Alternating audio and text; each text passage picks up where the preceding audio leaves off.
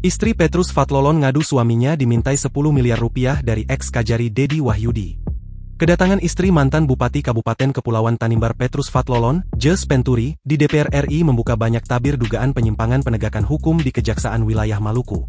Apalagi ia hadir dalam forum saat Komisi 3 DPR RI sedang membincangkan panja reformasi kepolisian, kejaksaan, dan pengadilan pada Kamis 4 Desember 2025 yang disiarkan secara publik di kanal YouTube TVR Parlemen.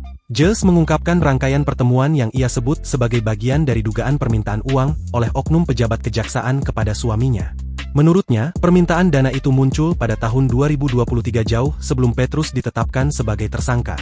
Dalam kronologi yang dibacakan, Jes menyebut sebuah pertemuan pada 2 November 2023 di Hotel Golden Boutique Jakarta Selatan.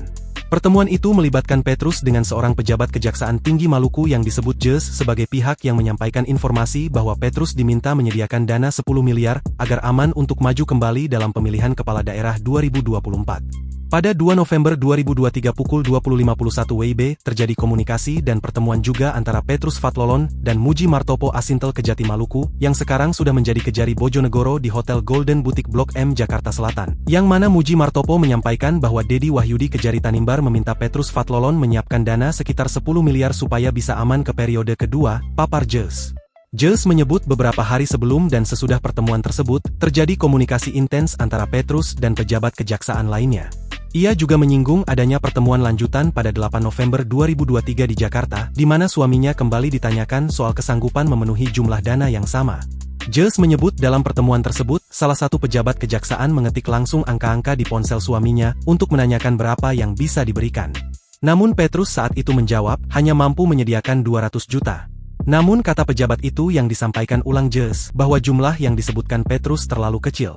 Tak sampai di situ, pertemuan lanjutan terjadi pada 22 November 2025 bertempat di Ambon, di mana sejumlah oknum jaksa melakukan hal yang tidak sebagaimana mestinya dalam penegakan hukum. Selanjutnya 22 November pukul 23.40 WIB bertepatan di Hotel Kamari Ambon dan menekankan bahwa harus memesan kamar di lantai 6, sehingga Petrus memesan kamar Hotel Kamari di nomor 609. Dan saat itu bukan Dedi Wahyudi yang datang melainkan anak buahnya yang bernama Ricky Santoso, dan melakukan penggeledahan secara paksa dan tidak manusiawi kepada Petrus tanpa surat penggeledahan dan meminta untuk turun bertemu dengan Dedi Wahyudi Kejari Tanimbar di mobil yang sudah diparkir di halaman samping Hotel Kamari dan mengelilingi kota Ambon. Di dalam mobil sudah ada Dedi Wahyudi duduk di bagian tengah dan di depan terdapat Jaksa Ricky Santoso yang tadi di kamar dan Jaksa Bambang Irawan yang membawa mobil. Dan Dedi Wahyudi kembali menanyakan kesanggupan permintaan 10 miliar tersebut dan Petrus Fathlolon menyampaikan bahwa tidak terdapat dana sebanyak itu dan disampaikan bahwa baik Bapak nanti tunggu surat panggilan dari kejaksaan, lanjut istri Petrus dengan cucuran air mata. Diketahui tak berlangsung lama, menjelang Pilkada 2024, Petrus resmi ditetapkan sebagai tersangka dalam kasus dugaan korupsi dalam penggunaan anggaran perjalanan dinas pada Sekretariat Daerah Kabupaten Kepulauan Tanimbar. Tahun anggaran 2020 tepat pada Rabu 18 Juli 2024 oleh Kejaksaan Negeri Kabupaten Kepulauan Tanimbar. Namun hingga kini, kasus itu terhitung telah 1 tahun 6 bulan tanpa ada perkembangan. Lagi dan lagi, pada Kamis 20 November 2025, Petrus Fathlolon ditetapkan sebagai tersangka terkait penyertaan modal pemerintah daerah kepada PT Tanimbar Energi yang bersumber dari APBD tahun anggaran 2020 sampai dengan 2022. Tribun Ambon telah meminta keterangan langsung kepada Kasipenkum dan Humas Kejati Maluku, Ardi di kantor Kejaksaan Tinggi Maluku namun dirinya belum menanggapi. Juga telah mengonfirmasi Kasih Intel Kejari KKT, Garuda Cakti Viratama, namun dirinya tidak merespons hal tersebut. Kasus ini diharapkan menjadi perhatian serius berbagai pihak terkait dalam penegakan hukum tanpa pandang bulu. Mengingat jika benar tindak-tindakan seperti ini dilakukan, citra penegakan hukum tercoreng.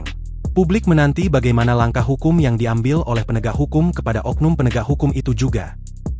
Download Tribun X sekarang, menghadirkan lokal menjadi Indonesia.